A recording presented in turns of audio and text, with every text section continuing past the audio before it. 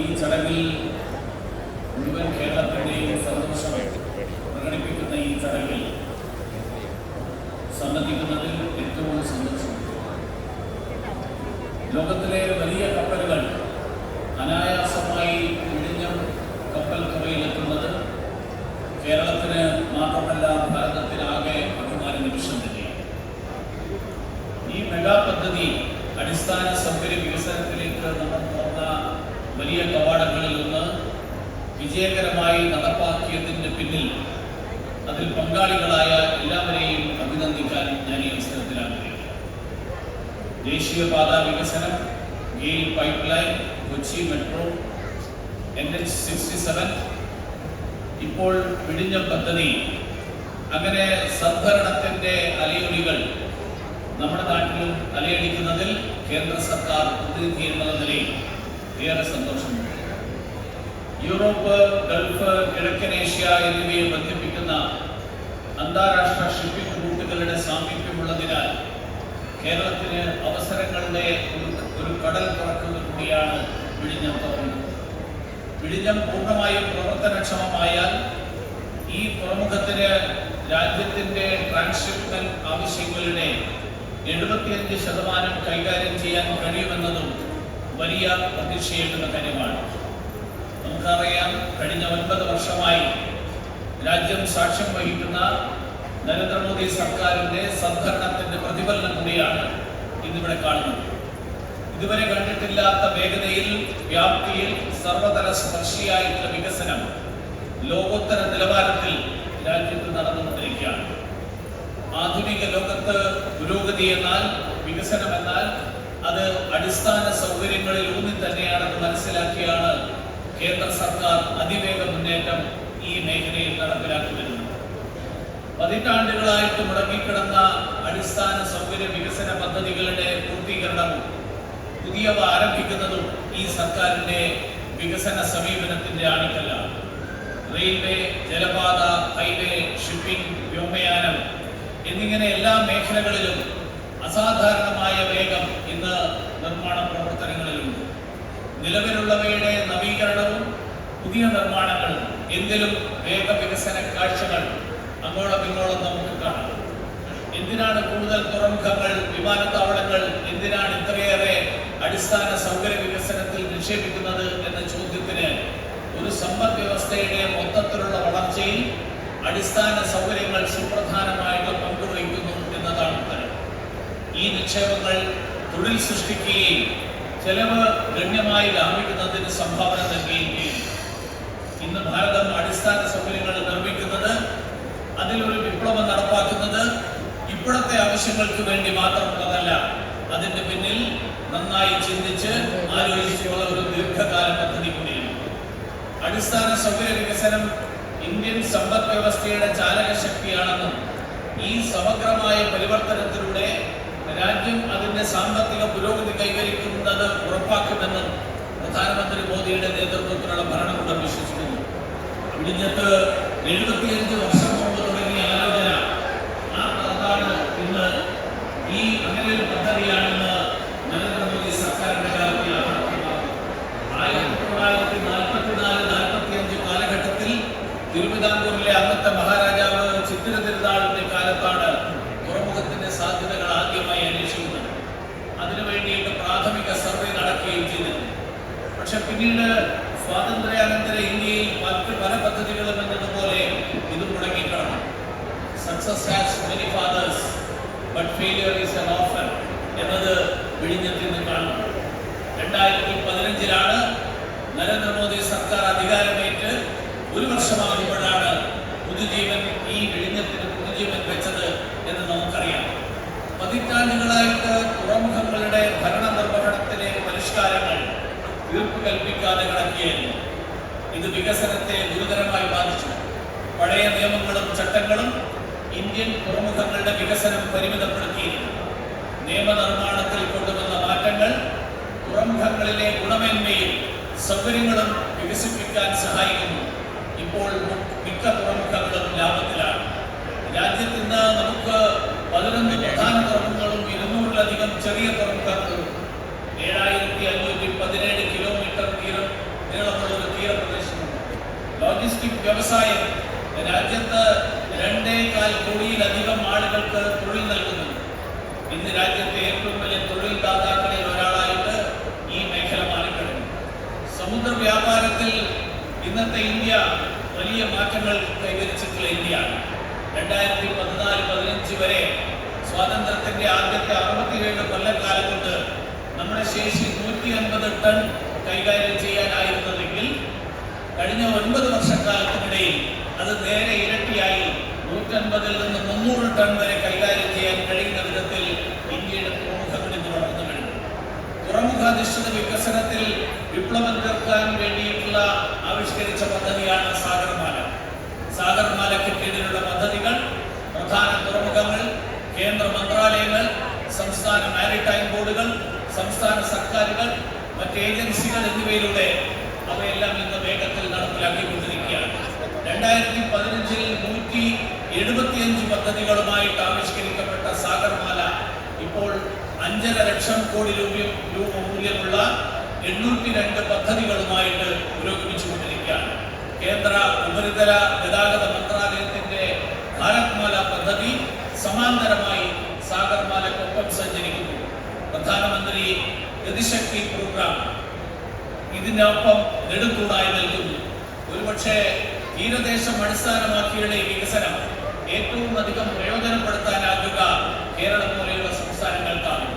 ഇതുവരെ കേരളത്തിൽ സാഗർമാലയ്ക്ക് കീഴിൽ 130 കോടി രൂപയുടെ 9 പ്രോജക്റ്റുകളാണ് അനുവദിക്കപ്പെട്ടിട്ടുള്ളത്.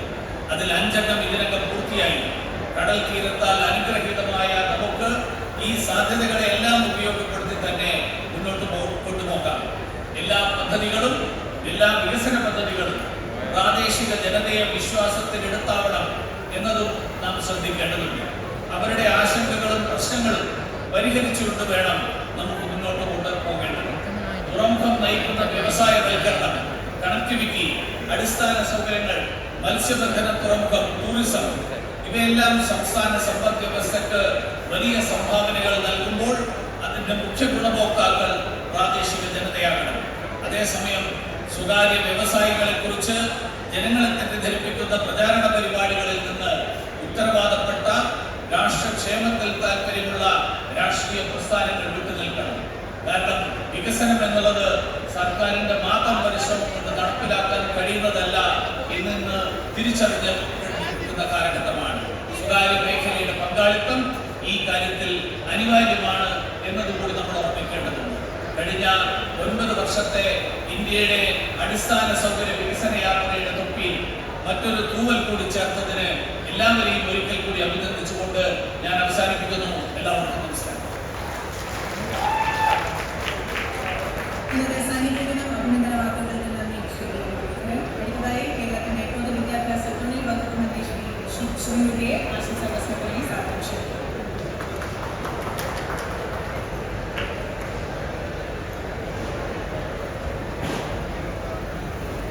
ബഹുമാന്യമുള്ള അധ്യക്ഷൻ, കേരളത്തിലെ പ്രിയപ്പെട്ട മുഖ്യമന്ത്രി ശ്രീ പിണറായി വിജയൻ, ഈ വേദിയിലും സദസ്സുമുള്ള ബഹുമാന്യരെയും ഇവിടെ പ്രധാനപ്പെട്ട മുഖ്യമന്ത്രിയുടെ മറ്റ് നേതാക്കന്മാർ സൂചിപ്പിച്ചതുപോലെ കേരളത്തിലെ ജനങ്ങളെ സംബന്ധിച്ചിടത്തോളം ദീർഘകാലമായിട്ടുള്ള അവരുടെ ഒരു സ്വപ്നം സാക്ഷാത്കരിക്കുകയാണ്. ഇവിടെ ഇടതുപക്ഷ ജനാധിപത്യ മുന്നണി ഗവൺമെന്റിന്റെ നിശ്ചയദാർഢ്യം തന്നെയാണ് ഈ പദ്ധതി സംസ്ഥാനത്തിന്റെ വികസനമല്ല, ദേശീയ അടിസ്ഥാനത്തിൽ തന്നെ ശ്രദ്ധിക്കപ്പെടുന്ന ഒരു ധർമ്മമായി ബന്ധമായി 2017 മുതലാണ് യഥാർത്ഥത്തിൽ ഇതിൻ്റെ പുരോഗതി, നിർമ്മാണ പുരോഗതി മുന്നോട്ട് പോകുന്നത്. പല ഘട്ടങ്ങളിലും പല തടസ്സവാദങ്ങൾ ഉണ്ടായിട്ടുപോലും അതെല്ലാം പരിഹാരം കാണുന്നതിന് വേണ്ടി ഗവൺമെൻറ് അശ്രാന്തമായി പരിശ്രമിച്ചു. ഒരു ചെറിയ തുക മാറ്റിവെച്ചാൽ ബാക്കി തുറമുഖ നിർമ്മാണവുമായി ബന്ധപ്പെട്ടുള്ള മുഴുവൻ കാശും സംസ്ഥാന ഗവൺമെൻറ്റിൻ്റെയാണ്. ഇത് സംസ്ഥാന ഒരു പദ്ധതിയായിട്ട് തന്നെയാണ് കണക്കാക്കേണ്ടതുള്ള കാര്യം.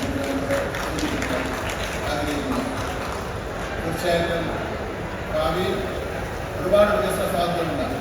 ഈ തുറമുഖത്തിൻ്റെ പ്രവർത്തനങ്ങളിലും വികസന പ്രവർത്തനങ്ങളിലും നിർമ്മാണ പ്രവർത്തനങ്ങളിലും പ്രത്യക്ഷമായും പരോക്ഷമായും പങ്കെടുത്ത എല്ലാവരും വിലപ്പെടുത്തുന്നു എന്ന് മാത്രമല്ല ഇവിടെ പ്രാദേശികമായിട്ടൊക്കെ തന്നെ നിരവധി പ്രശ്നങ്ങൾ ഉയർന്നു വന്നിരുന്നു. പ്രാദേശിക ജനതയാകെ തന്നെ വിശ്വാസമെടുത്തുകൊണ്ടാണ് ഇതിൻ്റെ നിർമ്മാണ പ്രവർത്തനം മുന്നോട്ട് പോയിട്ടുള്ളത്. ബഹുമാനപ്പെട്ട മുഖ്യമന്ത്രി ആ കാര്യങ്ങളെ സംബന്ധിച്ചിടത്തോളം സൂചിപ്പിച്ചു. ഇനിയും അതിൽ എന്തെങ്കിലും കുറവുണ്ടെങ്കിൽ ആ കുറവുകൾ പരിഹരിക്കുവാൻ സന്മനസ്സുള്ള സർക്കാരാണ് കേരളത്തിൽ ഇടതുപക്ഷ ജനാധിപത്യ മുന്നണി ഗവൺമെൻറ് എന്ന് വ്യക്തമാക്കുവാൻ ഞാൻ ആഗ്രഹിക്കുന്നു. മറ്റു കാര്യങ്ങളൊക്കെ ഇതിന് നടക്കുന്നില്ല. എല്ലാവർക്കും അഭിനന്ദനം അർപ്പിച്ചുകൊണ്ട് എൻ്റെ വാക്കുകൾ അവസാനിപ്പിക്കുന്നു. നന്ദി, നമസ്കാരം. മന്ത്രിക്ക് നന്ദി. അടുത്ത ആശംസാ പ്രസംഗത്തിനായി ബഹുമാനപ്പെട്ട റവന്യൂ ഭവൻ വകുപ്പ് മന്ത്രി ശ്രീ കെ രാജനെ ക്ഷണിക്കുന്നു.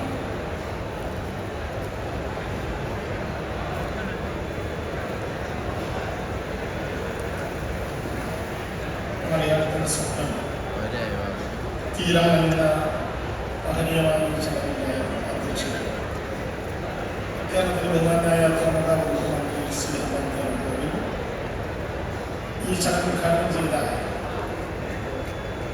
എല്ലാ വികസന പ്രവർത്തനങ്ങൾക്കും മലയാളിക്ക് ജാതി മത രാഷ്ട്രീയ ഭേദമന്യേ നേതൃത്വം നൽകുന്ന ആദരണീയനായ കേരളത്തിലെ മുഖ്യമന്ത്രി ശ്രീ പിണറായി വിജയൻ, ബഹുമാനപ്പെട്ട കേന്ദ്രമന്ത്രി ശ്രീ മുരളീധരൻ, കേരളത്തിലെ നിയമസഭയിലെ സഹപ്രവർത്തകരായ ബഹുമാനപ്പെട്ട മന്ത്രിമാർ, പ്രതിപക്ഷ നേതാവ്, ബഹുമാനപ്പെട്ട മേയർ, MP, ഈ ചടങ്ങിൽ പങ്കെടുത്തുകൊണ്ടിരിക്കുന്ന ജനപ്രതിനിധികളെ, അദാനി വിഴിഞ്ഞം പോർട്ട് ലിമിറ്റഡിൻ്റെ ചെയർമാൻ ശ്രീ കരമദാനി ഉൾപ്പെടെയുള്ള അദാനി ഗ്രൂപ്പിൻ്റെയും ഉദ്യോഗസ്ഥ ബന്ധത്തിൻ്റെയും നേതാക്കളെ, പ്രിയപ്പെട്ട സഹോദരി സഹോദരന്മാരെ, ദീർഘമായ ഈ പുസ്തകത്തിന് ഒതുങ്ങേണ്ടതില്ല. അധ്യക്ഷനും അതിനേക്കാൾ ഉപരി ഈ സ്വപ്ന പദ്ധതി ആരംഭിച്ച നിമിഷം മുതൽ ആദ്യ കപ്പൽ വിഴിഞ്ഞത്തിൻ്റെ തീരമെടുത്ത ദിനം വരെയുള്ള മലയാളത്തിൻ്റെ സ്വപ്നങ്ങളിലൂടെ കടന്നുപോയി ബഹുമാനപ്പെട്ട മുഖ്യമന്ത്രി വളരെ വിശദമായി ഗവൺമെൻറ്റിൻ്റെ അഭിപ്രായം, പൊതുസമൂഹത്തിൻ്റെ അഭിപ്രായം നമ്മുടെ മുമ്പിൽ സൂചിപ്പിക്കുന്നു. ദേശീയപാത വികസനവും ഗെയിൽ പൈപ്പ് ലൈനും കൊച്ചി മെട്രോയും കണ്ണൂർ വിമാനത്താവളവും ഉൾപ്പെടെ നിരവധികളായ പദ്ധതികളിലൂടെ ആധുനിക കേരളത്തിൻ്റെ വികസന സ്വപ്നങ്ങൾക്ക് നിറം പകർന്ന ഗവൺമെൻറ്റിൻ്റെ ചരിത്രത്തിൽ വിഴിഞ്ഞത്തിൻ്റെ സ്വപ്നം തീരമെടുക്കുന്നതോടെ ഒരു പൊൻതൂവൽ കൂടി ഇത് ആരുടെ നേട്ടം എന്നതിനേക്കാൾ ഉപരിയായി കേരളത്തിൽ ഇടതുപക്ഷ ജനാധിപത്യ മുന്നണി ഗവൺമെൻറ് ശ്രീ പിണറായി വിജയൻ്റെ നേതൃത്വത്തിൽ ആഗ്രഹിക്കുന്നത് ലോകത്തിൻ്റെ മുമ്പിൽ കേരളം അഭിമാനത്തോടെ തലയുയർത്തി പിടിക്കാൻ 3.5 കോടി മലയാളിയുടെ നേട്ടമായി ഇതിനെ സമർപ്പിക്കാൻ സന്തോഷപൂർവ്വം ബഹുമാനപ്പെട്ട മുഖ്യമന്ത്രി എത്ര കൃത്യതയോടുകൂടിയാണ് ആ വിഷയം നേരിടണമെങ്കിൽ അവതരിപ്പിച്ചത്. ഈ ഗവൺമെൻറ്റിൻ്റെ മുഖമുദ്ര മനുഷ്യത്വ മുതലുള്ള വികസന തന്ത്രം. അതുകൊണ്ടാണ് കേരളത്തിൽ ഏറ്റവും സാധാരണക്കാരായ അതിദരിദ്രരെ കണ്ടെത്താനുള്ള പ്രവർത്തനം ആരംഭിച്ച് 64,061 കുടുംബങ്ങൾ അതിദരിദ്രരായി കേരളത്തിലുണ്ട് എന്ന് ലഭിച്ചതിന് 2025 നവംബർ 1 മലയാളി പിറവി ദിനമുണ്ടാകുന്ന ദിവസം അതിദരിദ്രരില്ലാത്ത ഇന്ത്യയിലെ ആദ്യത്തെ സംസ്ഥാനമായി ഈ കേരളം മാറും എന്ന് പ്രഖ്യാപിച്ചത് മുതൽ ഇവിടെ നാം കണ്ടെത്തിയ വിഴിഞ്ഞം വരെയുള്ള വികസനത്തിൻ്റെ രൂപരേഖ, അതിദരിദ്രരായ മനുഷ്യരില്ലാത്ത കേരളം, 64 ലക്ഷത്തോളം വരുന്ന 60 വയസ്സ് കഴിഞ്ഞവരെ സാമൂഹിക പെൻഷൻ നൽകുന്ന കേരളം സയൻസ് പാർക്കിലൂടെ, ജലമെട്രോയിലൂടെ, വിഴിഞ്ഞം പോർട്ടിലൂടെ, ദേശീയപാതയുടെ പുതിയ മുഖത്തിലൂടെ, ഗെയിൽ പൈപ്പ് ലൈനിലൂടെ ലോകത്തിൻ്റെ മുമ്പിലേക്ക് ഏറ്റവും വികസന സംസ്കാരത്തെ ഉയർത്തിപ്പിടിക്കാനുള്ള വലിയ പരിശ്രമം ഏറ്റവും സാധാരണക്കാരനായ മനുഷ്യൻ മുതൽ ആധുനിക സാങ്കേതിക വിദ്യയുടെയും വികസന പരിപ്രേക്ഷ്യത്തിൻ്റെയും കീഴിലേറി ലോകത്തിൻ്റെ മുമ്പിൽ അഭിമാനത്തോടെ ഈ കൈവഴി ഹൃദയപൂർവ്വം ലോകത്തെ പരമിക്കുകയാണ്. പിടിച്ചെടുക്കലുകളുടെ, ആക്രമണങ്ങളുടെ, അസ്വാതന്ത്ര്യത്തിൻ്റെ, അധിനിവേശത്തിൻ്റെ ചരിത്രം നമ്മുടെ നാട്ടിലുണ്ട്. മാറി മാറി വന്ന വൈദേശികർ അടിമത്തത്തിൻ്റെ മുഖം പേറി നമ്മളെ പിടിച്ചു കുലുക്കിയ വഴികളിലൂടെ തന്നെ സ്വതന്ത്രരായി നിന്ന് വിമോചനത്തിൻ്റെ ഇതിഹാസം വിധിച്ച കേരളം രണ്ട് കൈയിൽ നീട്ടി കേരളത്തെ സ്വീകരിക്കുന്നു. ഇതാ വികസനത്തിന്റെ ലോകത്തിന്റെ സംസ്കാരവും ഇടവുമായി ഈ കേരളം മാറാൻ പോവുകയാണെന്ന് വിഴിഞ്ഞം സാക്ഷ്യപ്പെടുത്തുന്നതും അതുതന്നെയാണ്. ഞാൻ അവസാനിപ്പിക്കുന്നു. കേരളത്തിൽ ഇത്തരം ഒരു വികസന പ്രവർത്തനത്തിലേക്ക് കടന്നു പോകുമ്പോൾ പ്രാദേശിക ജനതയെ വിശ്വാസത്തിലെടുത്തുകൊണ്ടും അവരുടെ പ്രയാസങ്ങളെ കണ്ടറിഞ്ഞുകൊണ്ടും അവർക്ക് ഉന്നമനത്തിന്റെ വഴി കാട്ടിക്കൊണ്ടുമാണ് ആ വികസനത്തിലേക്ക് മലയാളിയെ ഈ ഗവൺമെന്റ് നടന്നെടുക്കാൻ പ്രേരിപ്പിക്കുന്നത്. ബഹുമാനപ്പെട്ട മുഖ്യമന്ത്രി പറഞ്ഞു, നാം കരുതിയതിന്റെ 10 ഇരട്ടിയിലേറെ പ്രാദേശിക ജനതയുടെ പുനരധിവാസത്തിന് വേണ്ടി ചിലവഴിക്കാൻ നമുക്ക് കഴിയുന്നത് ഗവൺമെന്റിന് താല്പര്യമുള്ളതുകൊണ്ടാണ്. അതുകൊണ്ടാണ് ഗവൺമെന്റ് പറഞ്ഞത്, ഇനിയും എന്തെങ്കിലും പ്രശ്നങ്ങൾ പരിഹരിക്കാനുണ്ടെങ്കിൽ തുറന്ന മനസ്സോടെ ആ പ്രശ്നങ്ങളെ കണ്ടുകൊണ്ട് നാം വികസനത്തിലേക്ക് ജാതി മത രാഷ്ട്രീയ വർണ്ണ ലിംഗവ്യത്യാസമില്ലാതെ 3.5 കോടി മനുഷ്യനെ ലോകത്തിന്റെ മുമ്പിൽ അവതരിപ്പിക്കാനുള്ള അതിശക്തമായ മുന്നോട്ട് പോക്കാണ് കേരളം നടത്തുന്നത്. ആ പ്രവർത്തനത്തിൽ പുതിയ തൊഴിലവസരങ്ങളുമായി പുതിയ കച്ചവട സാധ്യതകളുമായി കേരളം അതിവേഗം മുന്നോട്ട് പോകുമ്പോൾ യഥാർത്ഥത്തിൽ ഇന്നത്ത് എത്തിച്ചേർന്ന ആദ്യഘട്ടം മലയാളിയിൽ നടത്താൻ പോകുന്ന എത്രയോ വലിയ വികസന പ്രവർത്തനങ്ങളുടെ ഒരു അധ്യായം കൂടിയായി മാത്രം കണ്ടുകൊണ്ട് ഈ പ്രവർത്തനത്തിലേർപ്പെട്ട മുഴുവൻ പേരെയും സ്നേഹത്തോടെ ഈ ഗവൺമെന്റിന് വേണ്ടി അഭിനന്ദിച്ചുകൊണ്ട് ഞാൻ എന്റെ വാക്കുകൾ അവസാനിപ്പിക്കുന്നു. നമസ്കാരം. ഊർജ്ജം പകർന്ന വാക്കുകൾക്ക് നന്ദി ശ്രീ കെ രാജൻ. ഇനി കേരള നിയമസഭയിലെ നമ്മുടെ ബഹുമാനമായ പ്രതിപക്ഷ നേതാവ് ശ്രീ വി സതീശനെ അദ്ദേഹത്തിന്റെ ആശംസാവസരമായി സാധിച്ചു. ഏറ്റവും ബഹുമാന്യനായ അധ്യക്ഷൻ, മുഖ്യമന്ത്രി ഉൾപ്പെടെ വേദിയിലും സദസ്സിലുള്ള ഏറ്റവും ബഹുമാന്യരെ പ്രിയപ്പെട്ടവരെ, ഈ അഭിമാനകരമായ നിമിഷത്തിൽ സാക്ഷ്യം വഹിക്കാൻ കഴിഞ്ഞതിനുള്ള സന്തോഷം ഞാൻ ആദ്യമായി നിങ്ങളുമായി പങ്കുവയ്ക്കുക. നമുക്കറിയാം, ഇത് വ്യാവസായികമായി കമ്മീഷൻ ചെയ്യാം. ഇനിയും ഏറെ മാസങ്ങൾ എടുക്കുമെങ്കിൽ നമ്മുടെ വികസന സ്വപ്നങ്ങൾക്ക് ചിറക് മുളച്ചിരിക്കുന്നു എന്ന് നമ്മൾ ബോധ്യപ്പെടുത്തുന്ന ആദ്യമായി ട്രെയിനിങ് ഷിപ്പിലൂടെ ഫസ്റ്റ് ടോക്കിംഗ് നടത്തി. നമുക്ക് ഒരുപാട് സ്വപ്നം വരുന്നതിനെ കുറിച്ചുണ്ട്. ഇവിടെ എനിക്ക് മുമ്പ് സംസാരിച്ച മുഖ്യമന്ത്രിയും അധ്യക്ഷനും എല്ലാവരും പറഞ്ഞു, നമുക്ക് ലോകോത്തര തുറമുഖമാക്കി നമുക്ക് വരുന്നത് മാറ്റം.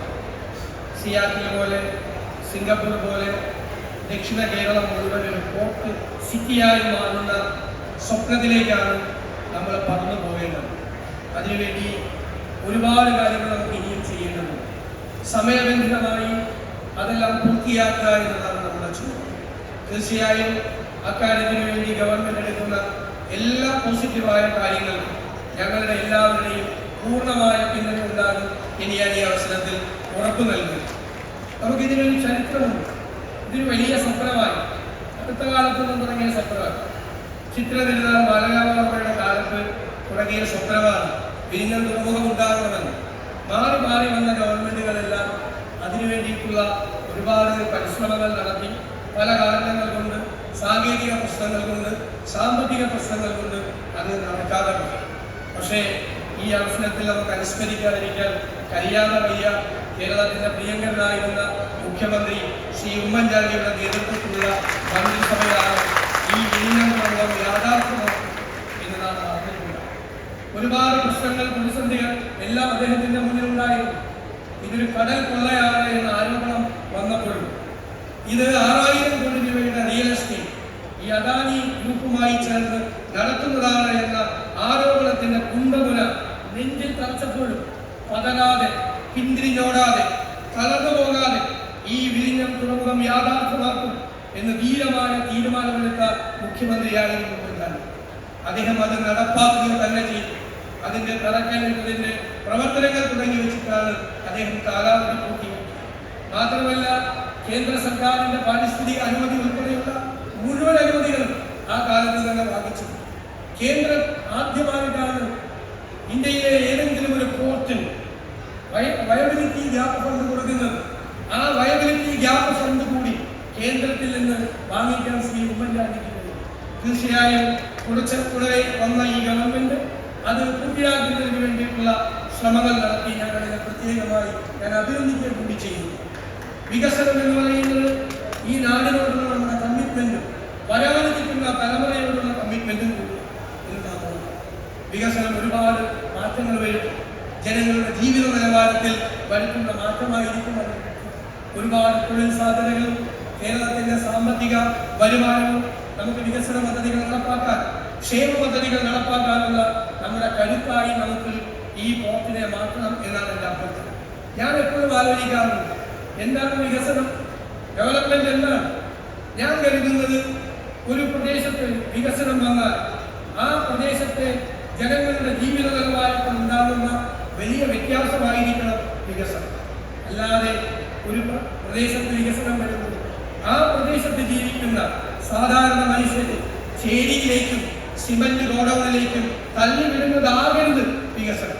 അതുകൊണ്ട് ഇന്നത്തെ കാലഘട്ടത്തിൽ വികസനം നമുക്ക് ഒഴിവാക്കാൻ പറ്റില്ല. നമുക്കൊരുപാട് പാരിസ്ഥിതികമായ പ്രശ്നങ്ങളുണ്ട്, ഒരുപാട് തടസ്സങ്ങളുണ്ട്, അതിനെല്ലാം നമുക്ക് മറികടക്കാം.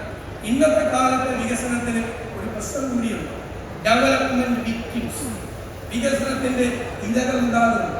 അത് മുൻകൂട്ടി കണ്ടുകൊണ്ടാണ് ഉമ്മൻചാണ്ടിയുടെ സർക്കാരിന്റെ കാലത്ത് 472 കോടി രൂപ ഈ തീരപ്രദേശത്തെ മത്സ്യത്തൊഴിലാളികളായ പാവങ്ങൾ പുനരധിവാസത്തിന് വേണ്ടി നീക്കിവെക്കുകയും അതിന്റെ ഗവൺമെന്റ് എനിക്ക് പറയാനുള്ള അഭ്യർത്ഥന, ഈ നമ്മുടെ ഈ തുറമുഖം ലോകോത്തര തുറമുഖമായി മാറുന്നു.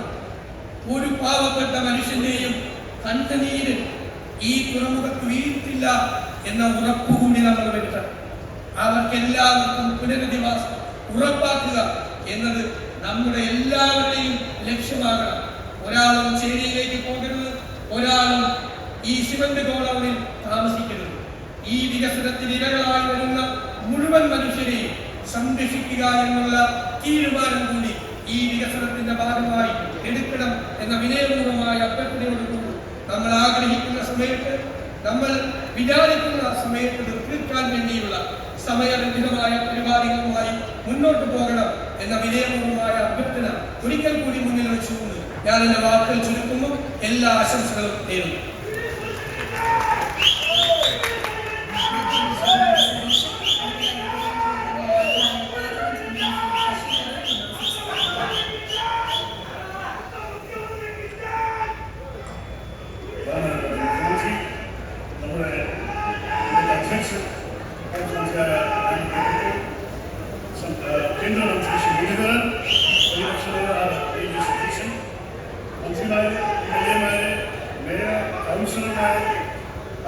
സ്വാഗതം ചെയ്ത ചീഫ് സെക്രട്ടറി ശ്രീ നഗാനി, ശ്രീ രാജേഷ് ഝാ, ഇവിടെ ദൈവത്തിന് അനുഗ്രഹം കൊണ്ടുവന്ന ഫാദർ നിക്കോളസ് ഇമാം, ഷുഹൈബ് മൗലവി, ഗുരുനപ്പൻ, യാനതപസ്വി, മഹാജനങ്ങളെ, സുഹൃത്തുക്കളെ, എല്ലാവർക്കും എൻ്റെ വിനീതമായ നമസ്കാരം.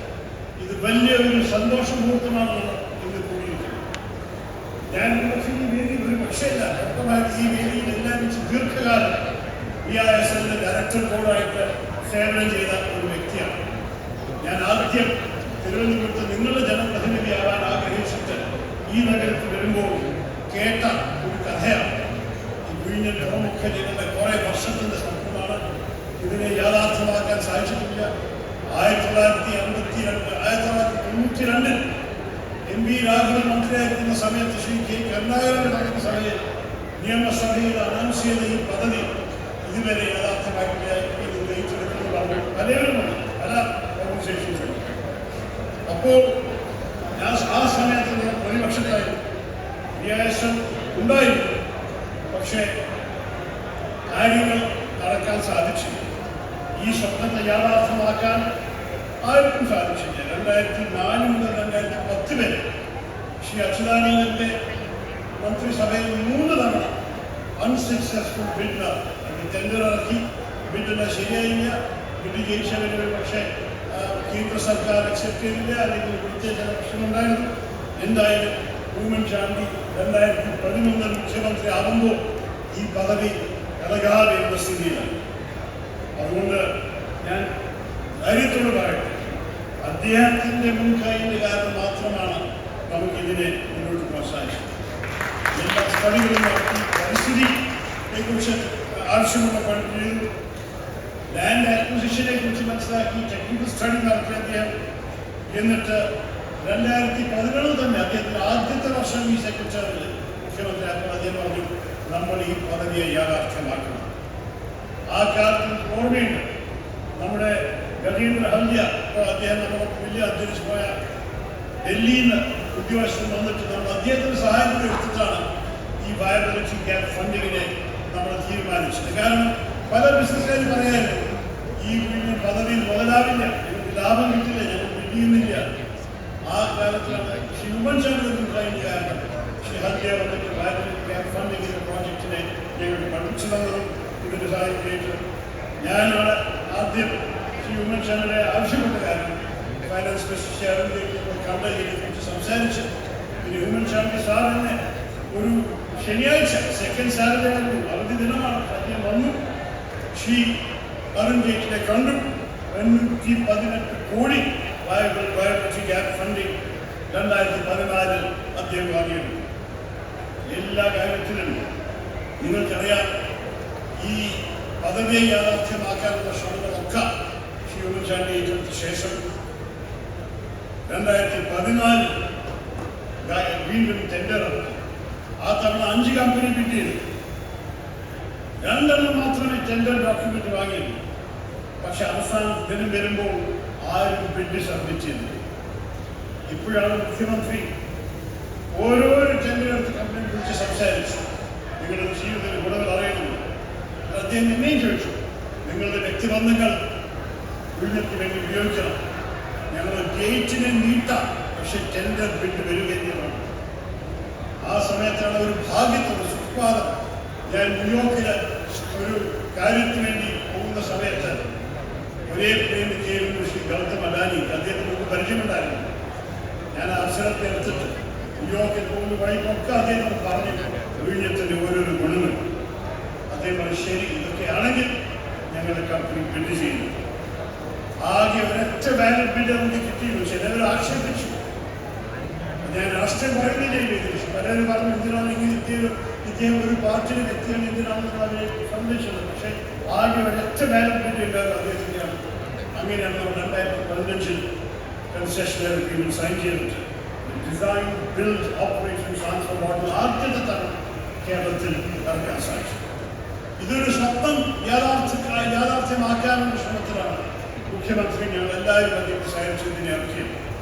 പല തടസ്സങ്ങളുണ്ടായിരുന്നു, അത് ബുദ്ധിമുട്ടുണ്ടായിരുന്നു, പല ഡിലേസും അതിലേക്ക് വന്നിട്ടുണ്ട്. നിങ്ങൾ എല്ലാവരും അറിയാം.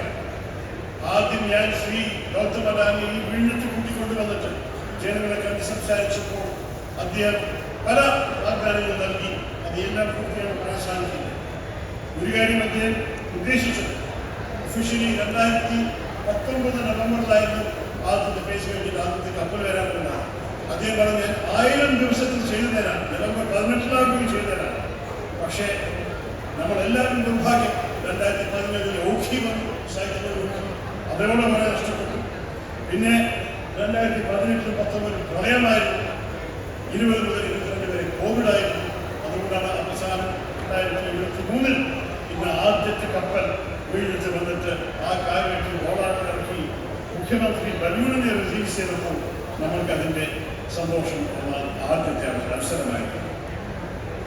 മുഖ്യമന്ത്രി ഉമ്മൻചാണ്ടി എന്നെ വിഴിഞ്ഞ ബോർഡിനെ ഡയറക്ടറാക്കിയ ശേഷം പിണറായി വിജയൻ മുഖ്യമന്ത്രിയായ ഡയറക്ടർ ബോർഡ് ചെയർമാൻ മുഖ്യമന്ത്രി ഒന്നാണ്. അദ്ദേഹം കൂടി എന്നെ ആവശ്യപ്പെട്ടു തുടരണം. എനിക്ക് അഭിമാനത്തോടെ പറയാം, വികസനം ശരിക്കും രാഷ്ട്രീയത്തിൽ അതീതമായി 2 പേർക്ക് എത്തിയവർ കണ്ടിട്ടുണ്ട്. നമ്മൾക്ക് വികസനത്തെ കാര്യത്തിൽ രാഷ്ട്രീയം പറയാൻ ആവശ്യമില്ല, ഇത് എല്ലാവരുടെയും ആവശ്യമാണ്. ഇവിടെ വീണ്ടും തുറമുഖം വന്നു കഴിഞ്ഞാൽ ഇതിന് വേദിയിലിരിക്കുന്ന പലരും സദസ്സിലിരിക്കുന്ന പലരും പങ്കെടുത്തിട്ടുണ്ട്. അത് മാത്രമല്ല ഓരോരോ സർക്കാരും ഇതിനെ യാഥാർത്ഥ്യമാക്കാൻ ശ്രമിച്ചിട്ടുണ്ട്. തിരുവനന്തപുരത്തിന്റെ മഹാജനങ്ങൾ ഇതും അവരുടെ ശബ്ദമാണ്. എത്ര ഗ്രൂപ്പുകളാണ്, ഈ തീരദേശത്തെ ഗ്രൂപ്പുകൾ മാത്രമല്ല വന്നിട്ട് ഇതിനെ ആവശ്യപ്പെട്ടിട്ടുണ്ടായിരുന്നു. അവർക്കും ഒരു സന്തോഷമുണ്ട്. ഒരു അനാവശ്യമായിട്ടൊരു കോമന്റ് ചിലവർ പറയുന്നത് നമ്മുടെ മത്സ്യത്തൊഴിലാളികൾ വികസനത്തിന് എതിരായിരുന്നു. അത് ഒരിക്കലും സത്യമല്ല. മത്സ്യത്തൊഴിലാളി സമുദായം ഈ തീരദേശത്തിൽ കാണിച്ച നമ്മുടെ ദേശസ്നേഹം, അവരുടെ ദേശഭക്തി, അവരുടെ ഈ രാജ്യത്തിന് വേണ്ടി എന്തൊക്കെ ത്യാഗം ചെയ്തിട്ടാണ് നമ്മളുടെ VSSC ഇപ്പോൾ യാഥാർത്ഥ്യമായത്. അവരുടെ സ്വന്തം പള്ളിയും സ്വന്തം ബിഷപ്പിന്റെ വീടും കൂടി സർക്കാർ കൊടുത്തിട്ടാണ് വികസനം നമ്മുടെ തിരുവനന്തപുരത്ത് വന്നിരിക്കുന്നത്. പക്ഷേ അവർക്ക് കൊടുത്ത പല വാഗ്ദാനങ്ങളെ പൂർത്തിയാക്കണമെന്നാണ് എൻ്റെ അഭ്യർത്ഥന. ഇപ്പോഴത്തെ സംസ്ഥാന സർക്കാർ. ശ്രീ ഉമ്മൻചാണ്ടി 472 കോടി മാറ്റിവെച്ചത് ശരിയാണ്. അതെല്ലാം അത് കഴിഞ്ഞ് വരുന്ന സർക്കാരിൻ്റെ ഒരു ഓബ്ലിഗേഷനാണ് ചെലവാക്കാൻ. നമ്മുടെ മത്സ്യത്തൊഴിലാളികളുടെ ആവശ്യങ്ങൾ ജെന്യുവിനാണ്. അതിനുവേണ്ടി ആവശ്യങ്ങളെല്ലാം അതിന് ബുദ്ധിമുട്ടുകൾ മനസ്സിലാക്കി പരിഹാരം കൊണ്ടുവരുന്നതും എൻ്റെയും ഒരു ആവശ്യമുള്ള പ്രാർത്ഥനയും. നമുക്ക് ഇന്ന് കാണുമ്പോൾ ഈ വാഗ്ദാനങ്ങൾ പൂർത്തിയാക്കുന്ന കാര്യം മാത്രമല്ല പറയുന്നത്. വിഴിഞ്ഞം എങ്ങനെയാണ് നമുക്ക് ഗുണം ചെയ്യാൻ പോകുന്നത് അറിയാം. ഇത് ഇന്ത്യയിലത്തെ ആ പ്രധാനപ്പെട്ട ട്രാൻസ്ഷിപ്മെന്റ് പോർട്ടായിട്ട് മാറി വരാൻ പോവുകയാണ്. നിങ്ങൾക്കറിയണം, വലിയ കപ്പലുകൾ നമ്മുടെ ഇന്ത്യൻ തുറമുഖത്തിൽ നിർത്തി അതിന് വലിയ തുറമുഖത്തിൽ പോയിട്ട് അവരുടെ ഗൂഡ്സിനെയൊക്കെ ചെറിയ കപ്പൽ ട്രാൻസ്ഫർ ചെയ്തിട്ടാണ് നമ്മുടെ ഭാരതത്തിൻ്റെ തുറമുഖം വരുന്നത്. അങ്ങനെ ഭാരതത്തിൽ വരുന്ന 70% ഗുഡ്സ് കൊളംബോ എന്ന് പറഞ്ഞ പോർട്ടിലാണ് ട്രാൻസ്ഷിപ്മെന്റ് ചെയ്യുന്നത്. പക്ഷെ കൊളംബോ ചൈന രാജ്യം കെട്ടി ചൈന രാജ്യം നടത്തുന്ന ഒരു പോർട്ട്. നമ്മൾ വിചാരിക്കും നമ്മളുടെ 20 ജവാന്മാരെ കൊന്ന ഒരേ ചൈന, നമ്മുടെ രാജ്യത്ത് ടെൻഷൻ നടത്തുന്ന ചൈനയാണ്. അവരുടെ തുറമുഖത്തിലാണ് നമ്മുടെ രാജ്യത്തിൻ്റെ 70% ഗുഡ്സ് ട്രാൻസ്ഷിപ്മെന്റ് ആയിട്ട് വരുന്നത്. അതിന് നേരിട്ട് വെല്ലുവിളിയാണ് വിഴിഞ്ഞം. വിഴിഞ്ഞത്തിന് ഭാരതത്തിന്റെ 7 തുറമുഖത്തിനേക്കാൾ കൂടുതൽ ബ്രെഡ് ചെയ്യാൻ ആവശ്യമില്ലാതെ 20 മീറ്റർ ഉണ്ട്. നമ്മൾ 24 വരെ ഇറക്കാൻ സാധിക്കും. അപ്പൊ ലോകത്തിലത്തെ എല്ലാ വെച്ച് വലിയ കപ്പലുകൾ മദർഷിപ്പ് എന്ന് പറയും. അമ്മ കപ്പലും ചെറിയ കപ്പലും, ഈ അമ്മ കപ്പലുകൾ എല്ലാം വിഴിഞ്ഞത്ത് വരാൻ സാധിക്കും. ഇന്നും കൂടി വലിയ വലിയ തുറമുഖ ബോംബെയിൽ എന്നോരും ചെന്നൈയിലൊക്കെ പോകാൻ സാധിക്കാത്ത കപ്പലുകൾ വിഴിഞ്ഞത്ത് വരാൻ സാധിക്കും. ഈ വഴിക്കാണ് നമ്മുടെ ഇമ്പോർട്ട്സ് നമ്മുടെ കയ്യിൽ തന്നെ വരാൻ സാധിക്കുന്ന സാധ്യത. നമ്മുടെ ഇന്റർനാഷണൽ സീ ലെയിൻസിനടുത്താണ്. ആകെ 8 നോട്ടിക്കൽ മൈലേ ഉള്ളൂ. കപ്പലുകൾ ഇങ്ങനെ സാധാരണ കുളമ്പോൾ പോകുന്ന വഴിക്ക് അവർ 8 നോട്ടിക്കൽ മൈൽ ഡൈവേർട്ട് ചെയ്താൽ വിഴിഞ്ഞത്ത് വരാൻ സാധിക്കും. അത് മാത്രമല്ല, വിഴിഞ്ഞം തുറമുഖ യാഥാർത്ഥ്യമായി കഴിഞ്ഞാൽ ഈ ആദ്യത്തെ ഫേസിൽ തന്നെ എല്ലാ വർഷവും 10 ലക്ഷം കണ്ടെയ്നർ ഇവിടെ ഇറക്കാൻ സാധിക്കും. എല്ലാ 3 ഫേസും കെട്ടിക്കഴിഞ്ഞാൽ അത് കുറവായി വർഷങ്ങളെടുക്കും. പക്ഷെ 3ാമത്തെ ഫേസ് കഴിയുമ്പോഴേക്കുള്ള 30 ലക്ഷം വരെ എത്തിക്കാൻ സാധിക്കും. ഇതൊരു വലിയൊരു കാര്യമാണ്. 5000 തൊഴിലിനെ കുറിച്ച് സംസാരിക്കുന്നു. അത് മാത്രമല്ല, ഇൻഡയറക്റ്റായിട്ട് തൊഴിൽ നമ്മളുടെ തെക്കൻ കേരളത്തിൽ എല്ലാവരെയും വരാനുള്ള സാധ്യത നമുക്കാണ്. അതുമാത്രമല്ല, ഈ വികസനത്തിനൊപ്പം ഒരു ലോജിസ്റ്റിക്സ് പാർക്ക് കെട്ടാനുള്ള സംസാരവും ക്രൂസ് ടെർമിനലാക്കിയിട്ട് ടൂറിസ്റ്റിനും നമ്മുടെ ഭാഗത്ത് വരാനും ഇവിടെ ഇറങ്ങി കേരളത്തിൻ്റെയും ദക്ഷിണ കേരളത്തിൻ്റെ സൗന്ദര്യം കാണാനുള്ള എല്ലാ വിധത്തിൻ്റെ ഭാഗ്യം അവർക്കുണ്ടാകും. ഒരു അഭ്യർത്ഥന കൂടി മുഖ്യമന്ത്രി, നമുക്ക് ഒരു പോർട്ട് സമ്മിറ്റ് നടത്തണം. ഒരു കാലത്ത് നമ്മൾ എയർലൈൻസിന് വേണ്ടി തിരുവനന്തപുരത്ത് വരാനും കേരളത്തിൽ വരാൻ വേണ്ടി ഒരു കണക്ടിവിറ്റി സമ്മിറ്റ് നടത്തി.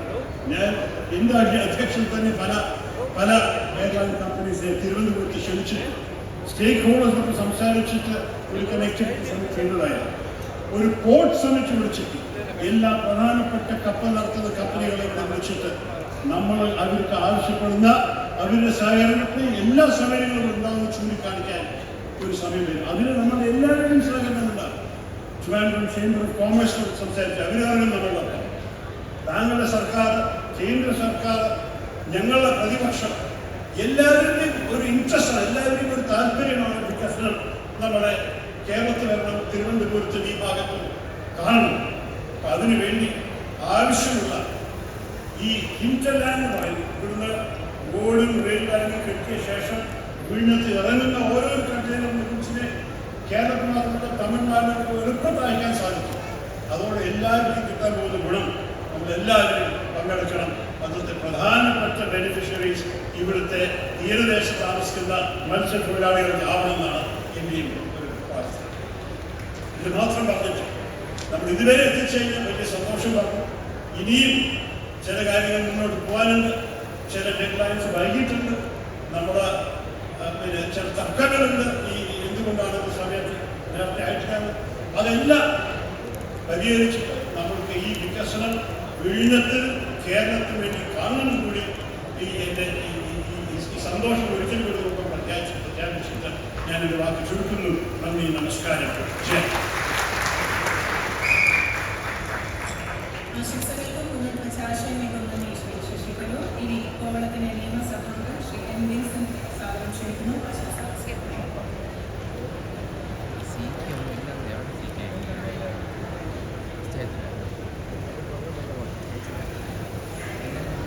ബഹുമാനായ അധ്യക്ഷൻ, ബഹുമാനായ സംസ്ഥാന മുഖ്യമന്ത്രി, പ്രതിപക്ഷ നേതാവ്, കേന്ദ്രമന്ത്രി, സംസ്ഥാന മന്ത്രിമാർ, മറ്റ് വിശിഷ്ട വ്യക്തികളെ, സഹോദരന്മാരെ, സുഹൃത്തുക്കളെ, വിഴിഞ്ഞം തുറമുഖവുമായി ബന്ധപ്പെട്ട് നടക്കുന്ന ഏത് ചടങ്ങുകളിലും നമ്മൾ ആദ്യം അനുസ്മരിക്കുന്നത് ഇവിടുത്തെ സാധാരണക്കാരായ ജനങ്ങളെയാണ്. കാരണം വിഴിഞ്ഞം തുറമുഖ പദ്ധതി ഉമ്മൻചാണ്ടി സർക്കാർ വളരെ വേഗത്തിൽ മുന്നോട്ട് കൊണ്ടുവരുന്ന സന്ദർഭത്തിലാണ് കേന്ദ്ര ഗവൺമെന്റ് നേരിട്ട് ഒരു തുറമുഖം ആരംഭിക്കാൻ കുളച്ചലിൽ 40 കിലോമീറ്റർ അപ്പുറത്ത് കുളച്ചലിൽ ഒരു തുറമുഖം ആരംഭിക്കാൻ തീരുമാനിച്ചു. അതിന്റെ നടപടികളുമായി മുന്നോട്ട്. പക്ഷെ അവിടുത്തെ പ്രാദേശികമായുണ്ടായ ശക്തമായ എതിർപ്പ് കാരണം അത് നമുക്ക് ആരംഭിക്കാൻ കഴിഞ്ഞില്ല. നമ്മുടെ അടങ്കൽ പുഴയുടെ 3 ഇരട്ടി വലിപ്പമുള്ള ഒരു പ്രോജക്റ്റാണ് അവിടെ വരാൻ ഡിസൈൻ ചെയ്തത്. പക്ഷെ അത് വന്നിരുന്നെങ്കിൽ നമ്മുടെ തുറമുഖത്തിൻ്റെ ഭാവി വളരെ അവതാളത്തിലാകും. പക്ഷെ അന്ന് അവിടുത്തെ ജനങ്ങൾ അതിലെത്തി. പക്ഷെ ഇവിടുത്തെ ജനങ്ങൾ സമ്പൂർണമായും ഈ തുറമുഖത്തെ പിന്തുണച്ചതുകൊണ്ടാണ് ഉണ്ടായ എതിർപ്പുകൾ തുടർച്ചയായ ചർച്ചകളിലൂടെ അന്നത്തെ ഗവൺമെന്റ് പരിഹരിച്ചതുകൊണ്ടാണ് ഇത് യാഥാർത്ഥ്യത്തിലേക്ക്. അതുകൊണ്ട് വിഴിഞ്ഞവുമായി ബന്ധപ്പെട്ട് ഏത് സംരംഭങ്ങൾ ഉണ്ടാകുമ്പോഴും നമ്മൾ ആദ്യം സ്മരിക്കുന്നത് ഇന്നത്തെ സാധാരണക്കാരായിട്ടുള്ള ജനങ്ങളെ. അതുകൊണ്ട് തന്നെ ഇതിന്റെ സത്ഫലങ്ങൾ അതിന്റെ ആദ്യ പങ്ക് ലഭിക്കേണ്ടതും ഈ പ്രദേശത്തെ ജനങ്ങൾക്കാണ് എന്നുള്ളത് ഞാൻ ഈ അവസരത്തിൽ സൂചിപ്പിക്കാൻ ആഗ്രഹിക്കുകയാണ്. നമുക്കെല്ലാം അറിയാവുന്നതുപോലെ ഇവിടെ ബഹുമാനപ്പെട്ട മുഖ്യമന്ത്രി സൂചിപ്പിച്ചതുപോലെ ട്രെയിനുകളുടെ 8 യൂണിറ്റുകളാണ് ഇവിടെ വരേണ്ടത്. അതിൽ ആദ്യത്തെ യൂണിറ്റ് ഇവിടെ.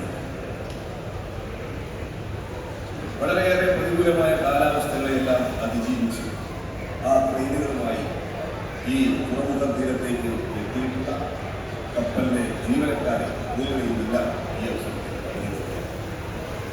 ട്രെയിനുമായി ഏതെങ്കിലും തുറമുഖത്തേക്ക് എത്തുന്ന ഒരു കപ്പലിൽ ലഭിക്കുന്ന ഏറ്റവും സ്വപ്നതുല്യമായ സ്വീകരണമാണ് ഇന്ന് ഇവിടെ നൽകിയിരിക്കുന്നത്. ഇനിയും ഈ തുറമുഖ നിർമ്മാണവുമായി ബന്ധപ്പെട്ട് ഏറെ കാര്യങ്ങൾ മുന്നോട്ട് വരുന്നുണ്ട്.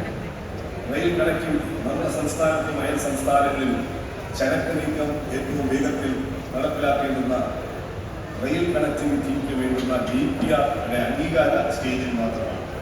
അതിവേഗം അത് മുന്നോട്ട് പോകേണ്ടതുണ്ട്. ബഹുമാനപ്പെട്ട മുഖ്യമന്ത്രിയുടെ 6 മാസത്തിനുള്ളിൽ ട്രാൻസ്ഷിപ്മെന്റ് ആരംഭിക്കും എന്ന് ഉറപ്പ്. തീർച്ചയായും ഇനിയും ആ ദിവസം കടന്നു പോകാതെ അതിനുള്ളിൽ തന്നെ പൂർത്തീകരിക്കാൻ വേണ്ടിയിട്ടുള്ള നടപടികൾ ഉണ്ടാകണം എന്ന് അഭ്യർത്ഥിക്കുകയാണ്. ഒരു ഗവൺമെന്റ് തുടർച്ചയാണ് എന്ന സങ്കല്പം പൂർണ്ണമായും യാഥാർത്ഥ്യമാക്കിയ ഒരു പദ്ധതിയാണ് ഇന്നത്തെ വിഴിഞ്ഞം തുറമുഖ പദ്ധതി എന്ന് നമുക്ക് എടുത്തു പറയാൻ സാധിക്കും. വിഴിഞ്ഞം തുറമുഖ പദ്ധതി ഇവിടെ സൂചിപ്പിക്കപ്പെട്ടതുപോലെ ഒരു ക്ലീൻ സ്ലേറ്റിൽ നിന്നാണ് കഴിഞ്ഞ ഗവൺമെന്റ് അത് ആരംഭിച്ചത്. എല്ലാ പാരിസ്ഥിതിക ആഘാത പഠനം ഉൾപ്പെടെ ഓരോ 6 മാസം നീണ്ടു നിൽക്കുന്ന 3 കാലാവസ്ഥകൾ പഠിക്കുന്ന 18 മാസം നീണ്ടുനിന്ന കാലാവസ്ഥ പരിസ്ഥിതി ആഘാത പഠനം. ആ പരിസ്ഥിതി ആഘാത പഠനത്തിന് ശേഷം ഉണ്ടായിട്ടുള്ള നിരന്തരമായ കേസുകൾ, Chennai green tribunal, national green tribunal, supreme കോടതി, നിരന്തരമായ കേസുകൾ, പാക്കേജ്, ഡിഫൻസിന്റെ എല്ലാ അനുമതികളും, പരിസ്ഥിതിയുടെ എല്ലാ അനുമതികളും ഇതെല്ലാം നേടിയെടുത്തുകൊണ്ടാണ് നമുക്കന്ന് ഇത് യാഥാർത്ഥ്യമാക്കാൻ കഴിഞ്ഞത്. തീർച്ചയായും അതിന്റെ മുഖ്യ ശില്പിയായിരുന്ന ഉമ്മൻചാണ്ടി സാറിന് നമ്മളോടൊപ്പമില്ല. അദ്ദേഹത്തെ സ്മരിക്കാതെ നമുക്ക് കടന്നു പോകാൻ കഴിയില്ല. അദ്ദേഹത്തിന്റെ ഓർമ്മകൾക്ക് മുന്നിൽ ഈ അവസരത്തിൽ ഞാൻ പ്രാർത്ഥിക്കുകയാണ്. അതോടൊപ്പം തന്നെ പൂർണ്ണമാക്കി ഇനിയും ചില പാക്കേജിന്റെ പല കാര്യങ്ങളും നടപ്പിലാക്കാനുണ്ട്. സാധാരണക്കാരായ ജനങ്ങൾക്ക് നൽകാനുള്ള ഈ അടുത്ത ദിവസം തന്നെ കുറെ ആനുകൂല്യങ്ങൾ സർക്കാർ പ്രഖ്യാപിക്കുകയുണ്ടായി. അതിന്റെ പൂർണ്ണ തോതിൽ എത്തിക്കാൻ എല്ലാ ജനങ്ങൾക്കും അതിന്റെ അവർക്ക് നഷ്ടപ്പെട്ട, നിങ്ങൾക്കെല്ലാം അറിയാവുന്നതുപോലെ ഇവിടെ ചെത്തിയെടുത്ത് ജീവിക്കുന്നവർ, മത്സ്യം പിടിക്കുന്നവർ, ടൂറിസം രംഗത്ത് പ്രവർത്തിക്കുന്നവർ, കൃഷിക്കാർ, ഇവർക്ക് എല്ലാവർക്കും അവരുടെ തൊഴിൽ നഷ്ടപ്പെട്ടിട്ടുണ്ട്. അങ്ങനെയുള്ള ആളുകളുടെ എല്ലാം സങ്കടങ്ങൾ നമ്മൾ കേട്ടറിഞ്ഞ് അതിന് പരിഹാരമുണ്ടാക്കി മുന്നോട്ട് പോകണം. ഈ പദ്ധതി ഉദ്ഘാടനം എത്രയും വേഗം നടക്കട്ടെ എന്ന് ആശംസിച്ചുകൊണ്ട് ഞാൻ എന്റെ വാക്കുകൾ നിർത്തുന്നു. നമസ്കാരം. ആശംസകൾക്ക് നന്ദി ശ്രീ വിൻസെന്റ്. അടുത്തതായി തിരുവനന്തപുരത്തിന്റെ മേയർ ശ്രീ ആര്യ രാജേന്ദ്രനെ ആശംസകൾ സ്വീകരിച്ചു.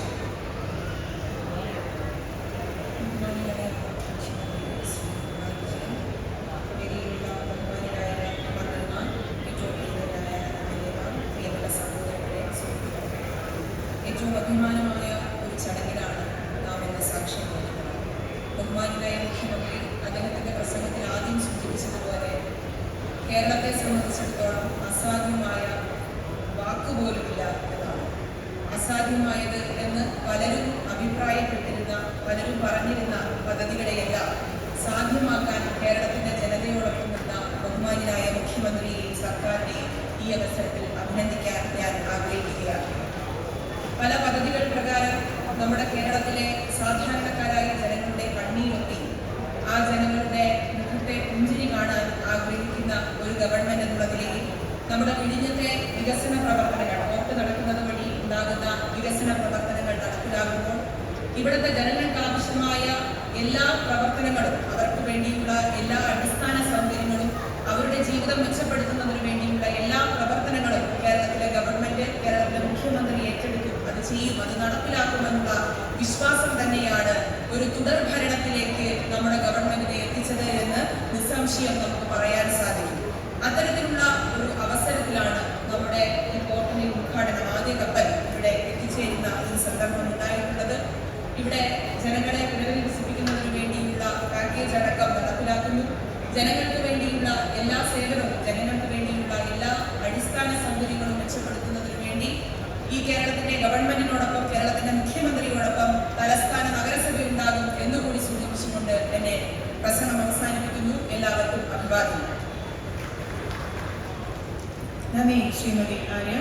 The final felicitation for this ceremony will be delivered by a very special person, the whole-time Director and Chief Executive Officer of Adani Vizhinjam Port Limited, Shri Karan Adani.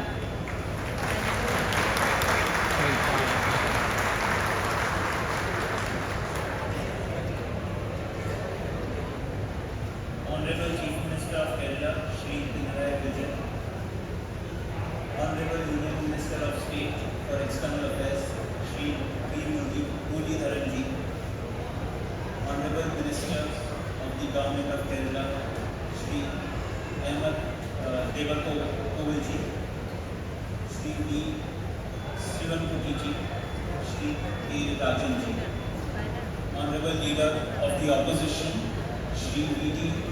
Satishan Ji, Honorable Mayor of Thiruvananthapuram, Srimati Adya Rajendra Ji, Honorable Member of the Parliament for Thiruvananthapuram, Shri Shashi Tharoor Ji, Honorable Member of the Kerala Legislative Assembly for Kollam, Shri M. Vincent Ji, respected Chief Secretary and officers of the Government of Kerala, other distinguished guests and members of the media. Ella Barkam, Ente Namaskaram. Let me begin by thanking you all, especially the Honorable Chief Minister of Kerala, for giving me this opportunity to speak on this historic occasion. The presence of the maiden cargo vessel in Vizhinjam is a wonderful sight. This project, the development of the Vizhinjam International Deepwater Multipurpose Seaport, has been the most challenging project that we have ever taken on and executed. This is also why today is a very special moment for us, because today marks not just the fulfillment of a promise we made to Kerala, but also the fulfillment of a dream shared by the people of Vizhinjam, Thiruvananthapuram and Kerala. For more than 32 years, since 1991, Kerala has been waiting for this day. In the first 24 years, nothing much happened. In 2015, the government of Kerala, then led by late Shri Omachandi Ji, gave us the opportunity to develop Vizhinjam Port. It is a matter of honor and pride for us that people of Kerala have entrusted us with their dream of this port to make it a reality. I remember that when our chairman, Shri Gautam Adani, returned to Ahmedabad, he told us that Shri Chandi Ji and also Shri Muralidharan Ji, who is here today, were openly enthusiastic about the project. It is as if whole of Kerala and the entire spirit of Kerala were palpably visible in one verse, in one sentiment, calling for the development of Kerala. Ancient maritime history linking to modern maritime journey. However, what he was most impressed with was that all the parties, LDF, BJP, UDF, were fully supporting the project, including the central government. This project was very tough as we had to encounter repeated disruptions from Cyclone Loki to the super floods of 2018, a once-in-a-century occurrence, followed by devastating floods in 2019, and if that were not enough, the worldwide COVID pandemic unleashed lockdowns and waves of disruption in 2020 and 2021. But we held on, secured with our trust and the deep-rooted belief that Adani, with its resilience, will match the aspirations of the people of Kerala. And I am humbled to announce that your trust and love have brought us to this momentous day.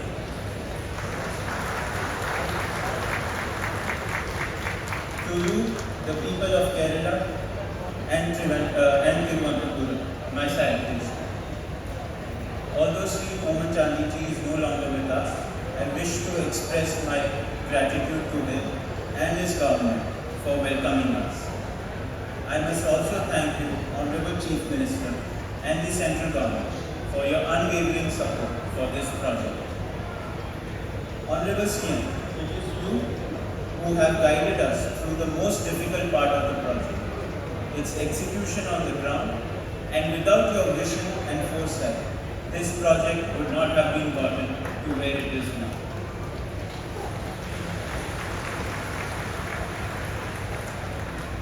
Generally, a change of government is a challenging development for those working on infra projects, as it usually takes a lot of time to gain the trust of the new government. I fondly recollect my first meeting with Honorable CM, after which he has assumed office. The warmth and affection and the outstanding support you laid out in the meeting for this project was truly amazing. I must say, I was not only surprised, but after the meeting, I had no doubt in my mind that that there is no stopping of this project hereafter. Honorable Chief Minister, I must say that this is one of the most unique projects we have worked on, where the support has been generous, continuous, and relentless all the way. We are grateful for the incredible support and assistance provided by your ministers and officials, especially Sri Ahmed Devakovaji and his team, who were available always and continue to be available always to make this project come true. I also wish to offer my deep gratitude to Sri Shashi Tharoor and Sri M. Vincent Ji, the people's esteemed representatives in the Parliament and the State Assembly, for standing by us as we build this board. We look forward to your continued support. I also want to thank the outpouring of support we have received from the people of Vizhinjam and Thiruvananthapuram, and we look forward to the same.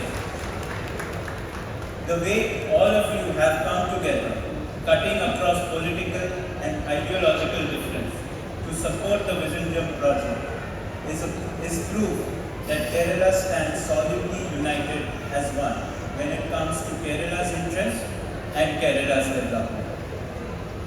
Now that the first vessel has berthed, I would like to announce that we are very keen to commence phase 2 of this project.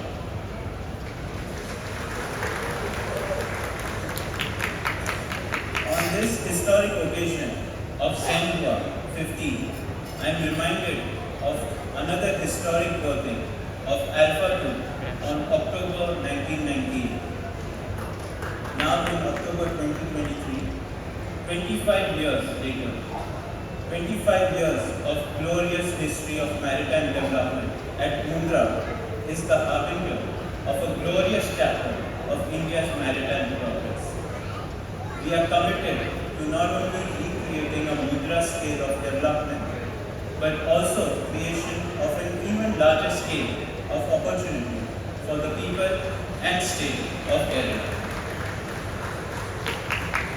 The port's strategic location, just 10 nautical miles from the international shipping route connecting Europe, the Persian Gulf and the Far East, is a huge advantage as we enter the second phase. Kerala, with a coastline of 590 kilometers, stands at the crossroads of history and modernity. Vizhinjam Port will emerge as the largest private port in Kerala and will be a huge revenue contributor to the state. In addition to being the first exclusive transshipment port, Vizhinjam will also make history as the first semi-automated container terminal in India. Vizhinjam will also be a global bunkering hub, supplying clean, green fuel like hydrogen and green ammonia. When completed, this port will be one of the greenest ports in the world, a fitting complement to the natural beauty of environmental conscious Kerala. Truly a tribute to God's own country. We also expect the port project to generate employment for more than 5,500 people through direct and indirect jobs. And our community outreach program will benefit both life and livelihood in this region.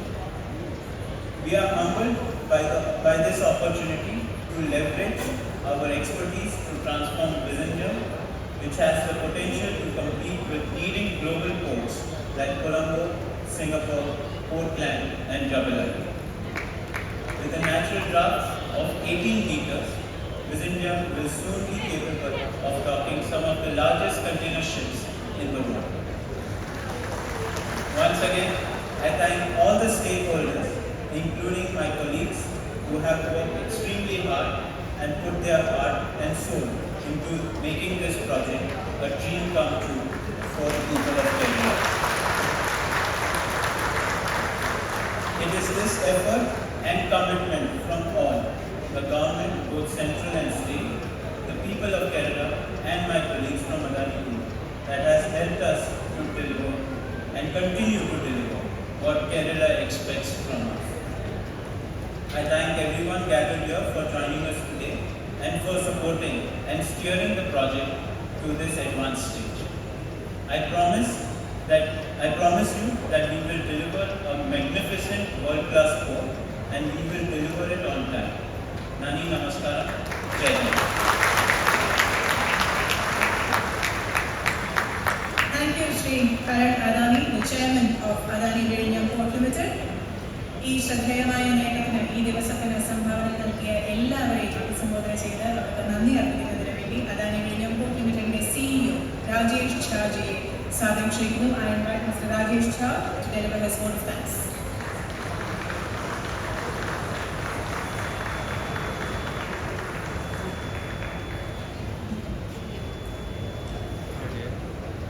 Welcome, Namaskaram. It is my pleasure to propose vote of thanks on this historic moment. I would like to begin with thanking two captains. One, the captain of our state, Honorable Chief Minister, Sri Pinarayi Vijayan,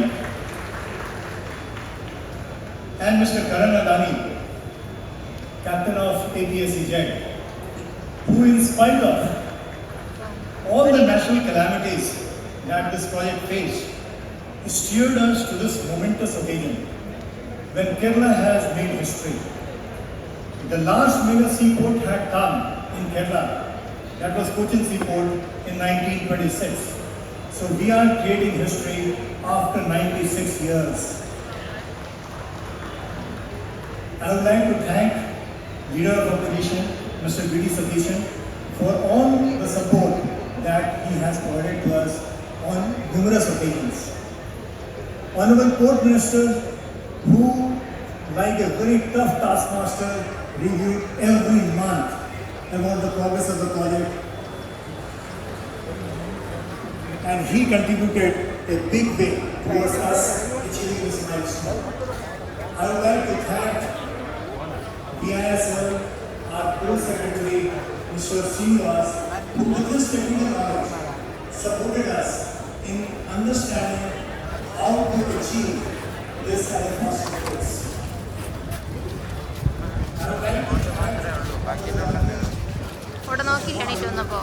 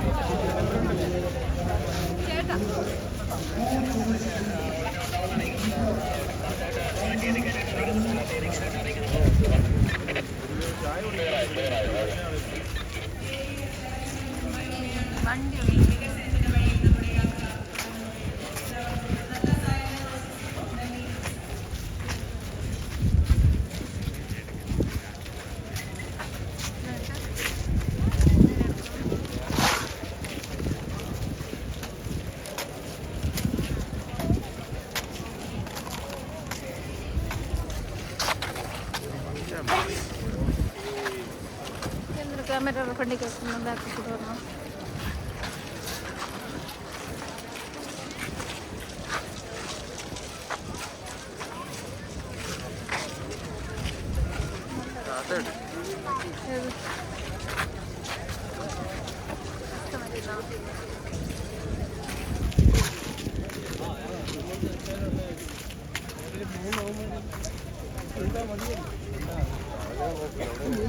Thank you.